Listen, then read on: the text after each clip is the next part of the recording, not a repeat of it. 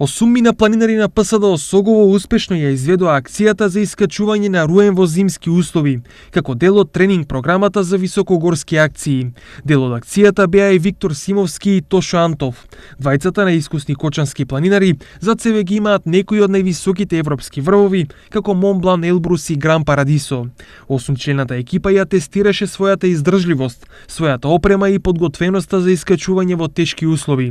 Искачувањето беше пропратено со температура под минус 10 степени Целзиусови, длабок снег, наноси и многу ниска видливост под 30 метри. Ваквите искачувања се со цел планинарите да се подготват психолошки, физички, но и да ги најдат недостатоците на својата опрема, работи кои се клучни при високогорските акции.